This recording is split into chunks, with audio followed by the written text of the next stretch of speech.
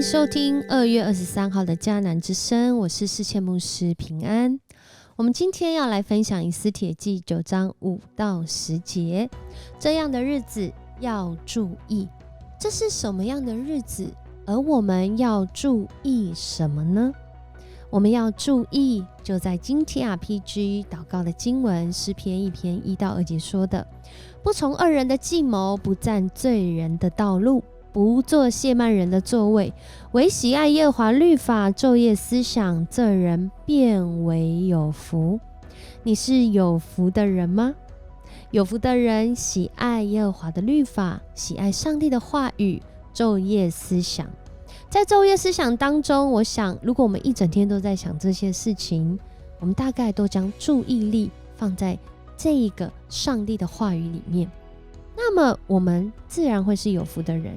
因为我们与恶人的计谋、罪人的道路、亵慢人的座位，大概就会有一段距离。然而在我们生活当中，这样的一个想法，这样的一个上帝的话语容易实践吗？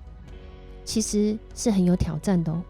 2022年底一出一上线就名列全球 Netflix 排行榜的韩剧 The Glory， 中文叫黑暗荣耀。他描述一位曾经遭遇严重霸凌的女高中生，她在多年后实践她的复仇计划，向过去霸凌过她的同学们复仇。这出剧呢出来之后呢，就引起热烈的讨论。原因之一是因为剧中的内容真的是曾经真实的霸凌事件。而女主角呢，在这出剧里面18年后展开这个复仇的行动。她原来是一个受害者，但她的身份竟然开始改变了。什么样的改变呢？就好像今天亚达月13日到了，那第二道王的谕令早就下了。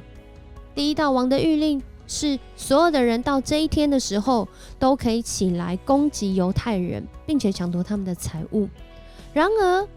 上帝神出手第二道王的谕令下了，是说如果到了这一天有人要起来主动攻击犹太人的时候，他们可以保护自己，反击回去。这原来受害者的身份呢，已经完全的在今天改变了。不仅是改变了以色列人看似悲惨的命运，在这当中，这样的日子更要注意，因为这样的日子可能也是我们受害者身份开始改变的开始。在今天的经文让我们看见犹太人面对到这一天可以随心所欲的对待他们的仇敌。读到这里的时候还继续读下去，他们用剑攻击敌人，屠杀他们，在首都书珊城就杀了500人，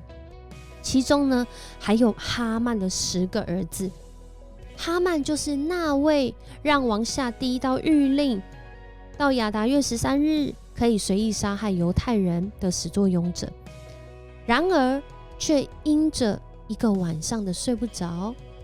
上帝让王想起了末底改所做的，王要奖赏他。而在这奖赏的过程当中，另外一件事情是以斯帖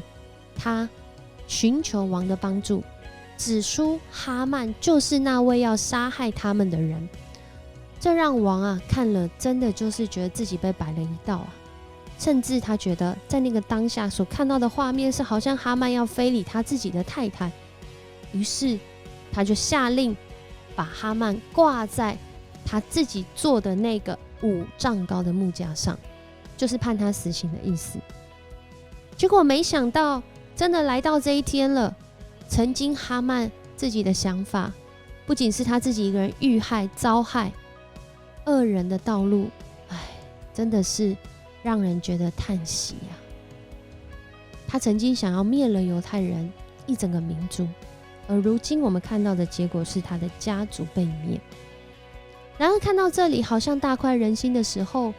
是在告诉我们复仇是应该的，复仇是我们应该得到能力有权利，甚至我们真的是有这个势力的时候，是我们要做的事情吗？我想如果我们曾经是一个受害者的身份，我们更是要小心，因为就在那不知不觉中，我们或许就成为了那个迫害者。曾经有一个家庭，因为一个家中的成员他比较弱势，他常常觉得自己没有办法，没有能力，他需要别人的帮助。通常在这样的家庭当中都会有一个拯救者，他总是觉得对，因为他比较需要，甚至觉得他比较弱，所以我应该要帮助他。可是帮助到后来呢，好奇怪啊，什么时候这个拯救者竟然成了受害者，而这原来的受害者竟然成为迫害者。有一天，这个原来是受害者的告诉那个拯救者说，你平常都帮我做这件事，你怎么今天没有做？你平常就是要这样子帮助我啊，你怎么今天没有帮？有一天，在这个受害者的身份，就在这一天改变了身份，成为了那个迫害者。这其实是一位博士，他叫卡普曼。这样的一个关系常常用在戏剧里面，他运用这3个角色来解释社会上各式各样纠纷的形成方式。有时候那个受害者就在那个好像觉得自己比较不好，真的在那受害，而且事实也是他在这个伤害里面的时候，不知不觉的好像反过来了，变成他是那个迫害者。我们的生活当中或多或少都有这样的经验，所以这样的日子我们要来注意。要注意什么呢？在今天经文让我们来注意的，不仅是这些事件的发生，不仅是这些大快人心，好像犹太人战胜的这个荣耀，更重要的是要让我们看见，在神话语里面，从以斯帖记第1章一直到现在，让我们看到上帝的作为在其中是很特别，是让人意想不到。要注意的不是人的荣耀，不是人的得胜，更多是要注意那使人荣耀、那使人得胜的上帝，免得我们自己可能原来是那个受害者的身份，结果我们最后竟成了迫害者。我们原来想要拯救别人，就我们竟然成为受害者，甚至我们原来就是那迫害者，而如今我们还在迫害别人，以自己为本位，觉得我们是犹太人就是对的。其实不然啊，我们看到今天的经文，这段经文其实在对应第1章所说到的。第1章讲王的荣耀，然而第9章却是在讲上帝作为兴起的时候，他使一个原来受害的民族没有办法，甚至没有办法拯救自己的民族翻转了。然而翻转之后，似乎让我们看见哈曼他自食恶果，但是也要我们更加注意，如果我们是犹太人，今天我得到这样的权利，我得到这样子的一个能力，我得到这样的势力的时候，我应当怎么使用，不让我自己变成那恶者。因为在接下来我们会看见，真的很难选择。在这样的情况当中，我们应该要怎么去回应？除了攻击那攻击我们的人，除了杀害那杀害我们的人，我们还有没有可能有别的选择呢？我想我们很清楚知道一件事情，我们的信仰中，上帝透过他的独生爱子，让我们面对到那攻击，面对到那甚至是误会，甚至天大的灾难，哇，那恶人为什么都没有遭到报应啊？有人心里这样在想，为什么那个受害者的身份从来没有改变过？为什么那个迫害者他还过得这么好？当我们正在想这些事情的时候，耶稣基督面对这件事情，他没有以一个君王的姿态高高在上，他也没有碾压他们，用暴力去胁迫威吓，或是用神迹奇事直接来判他们死刑，没有，他是上了十字架。他用一个人真的难以做到的方式。或许我们现在可以讲比较接近的是，他以一个饶恕的姿态。我们以为他是受鞭打被苦害，哪知他是为我们的过犯受害，是为我们在那受害者、在那迫害者、在那拯救者这个三角形里面，那讲不清剪不断理还乱的关系里面，他帮助我们知道，不论我们的冤情，不论我们过去的邪恶，不论我们的努力，都在他的十字架上面完成了那个救恩。他的拯救不会让你好像是一个受害者，他的拯救不会让你成为那迫害者，当然他的拯救也不会让我们好像能自诩自己是一个拯救者。他打破了人这三角形难以走出的循环，它成为我们人与人关系间的中保。这也使我们再一次来思想，面对今天的经文，在这个好像很荣耀的时刻，这样的荣耀是一个什么样的荣耀？